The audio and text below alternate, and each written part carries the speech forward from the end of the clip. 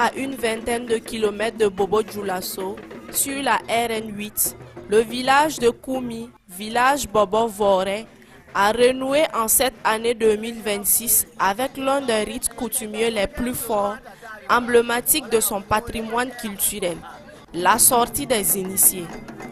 Un événement d'une portée exceptionnelle pour les habitants et les ressortissants du village, venus nombreux partager ce moment chargé de sens et d'émotion. Dans la tradition Bobo, l'initiation constitue une étape fondamentale du passage à l'âge adulte. Elle marque l'entrée officielle du jeune dans la communauté, avec les droits, les devoirs et les valeurs qui l'accompagnent. Nous sommes dans une phase très importante du processus d'initiation. Chez le Bobo, surtout de Koumi, l'initiation d'un enfant commence depuis son bas âge. C'est-à-dire qu'il y a des étapes qu'il faut franchir. Et l'une des dernières étapes là, c'est ce qu'on appelle le débroussaillage. Et il y aura la phase d'initiation proprement dite. Ça, ce serait dans les mois à venir. Mais cette phase qui consiste au débroussaillage là, en tout cas, marque une étape très importante. C'est-à-dire que c'est le volet formation physique du jeune garçon et de la jeune fille. Vous allez voir qu'il y a les garçons et les filles, c'est-à-dire que toute cette génération en groupe d'âge qui doivent suivre l'initiation. Si tu ne fais pas cette étape, c'est comme si tu avais sauté une classe dans le processus. Donc, ça veut dire que ça rentre dans ces cases. On débroussaille les champs des notables, surtout les notables et des leaders. C'est-à-dire que chaque génération a ses leaders.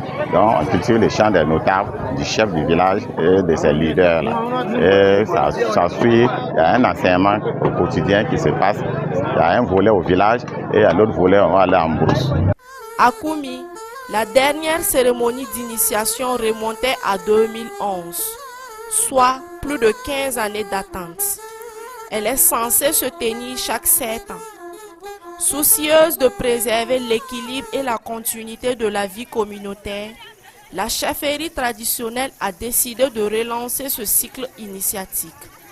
Ainsi, des milliers de jeunes filles et de jeunes garçons ont été regroupés et encadrés par les aînés du village. Au-delà de l'apprentissage des rites, c'est toute une transmission de savoir, de valeurs morales et de repères culturels qui s'est opéré au fil des semaines.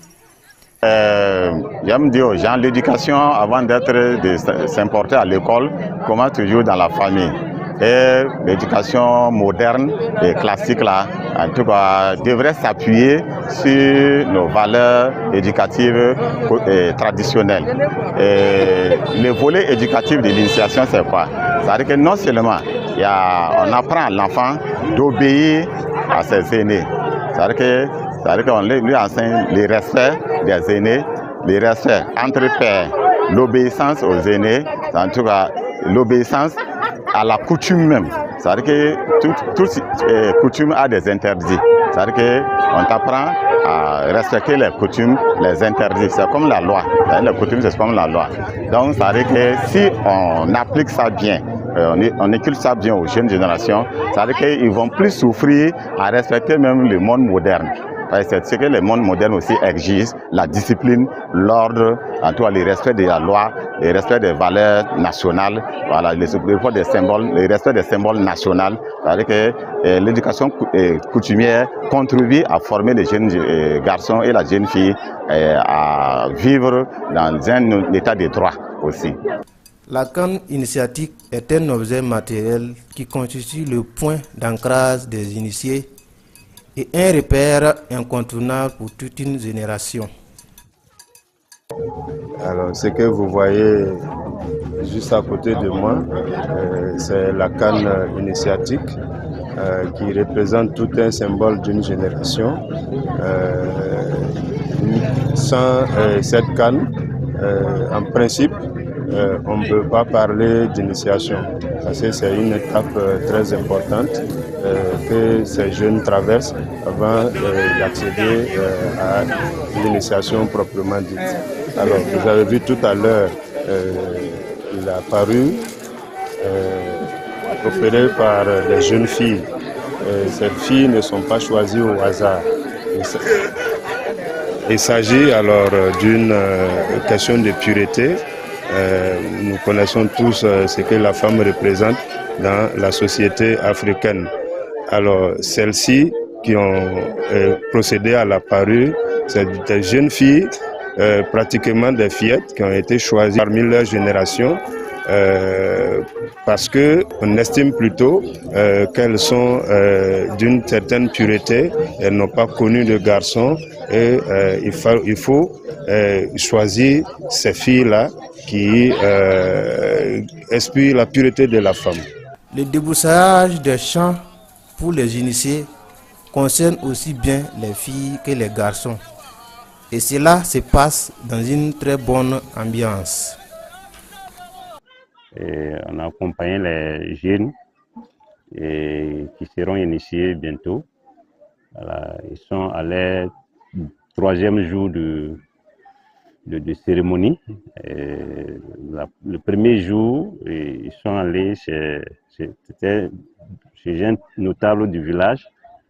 Et le 2e jour, c'était chez le chef du village. Aujourd'hui, c'est chez le chef des griots. On est aujourd'hui chez le chef des griots. On est dans les champs du chef des griots. Donc, ils sont là pour, en tout cas, clôturer la cérémonie aujourd'hui. Les filles, elles accompagnent les jeunes, les soutenir dans les travaux. Elles peuvent aussi les aider à cultiver, bon, et après leur donner de l'eau pour se rafraîchir. Donc, c'est leur objectif comme ça. Voilà. Les nouveaux initiés, très légèrement vêtus, vivent cette réalité en toute humilité et en toute dignité. Une honte, non. Parce que, comme je le disais tantôt, nous sommes retrouvés, voilà, et il faut impérativement passer par cette phase. Bien que, en tout cas, au début, ça peut en tout cas paraître bizarre, voilà, quand tu t'habilles comme ça pour une première fois. Mais je vous assure qu'avec le temps, et vu que ce n'est pas une seule personne qui le fait, et du coup, bon, la honte, ça disparaît, hein, voilà. Donc, il n'y a pas de honte à cela. Alors, l'initiation pour moi, cette étape-là, représente une étape très très importante, voilà, dans le processus de l'initiation, voilà, qui est donc une phase pour nous jeunes de devenir initiés, voilà. Et après cette phase-là, c'est en ce moment que nous, voilà, représentons pleinement, en tout cas des hommes, voilà, et des femmes reconnus, voilà, dans le village en fait. Tout homme qui est bobo ou toute femme qui vient de bobo et qui a en tout cas franchi cette étape, en tout cas il peut être fier ou elle peut être fière en tout cas d'appartenir à ce village. Parce que comme je le disais tantôt, c'est après ces phases-là qu'en tout cas on te reconnaît en tout cas pleinement comme étant un homme, comme étant donc une femme de ce village. Voilà, ce phénomène fait partie donc des patrimoines, voilà, et de notre culture en fait. Voilà. À la fin de l'étape de débroussaillage exécutée, sans aucun incident, les milliers de jeunes expriment leur joie par des acclamations au vu des belles chorégraphies des porteurs de la canne initiatique.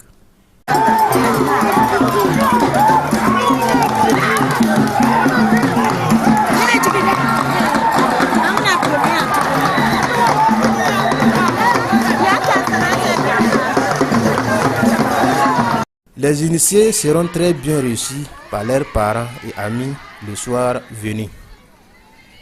Désormais, les filles qui ont franchi cette étape seront des femmes accomplies et écoutées. Les hommes, quant à eux, entreront dans une autre phase de leur formation. C'est lorsque cela aura été accompli qu'ils seront appelés hommes initiés.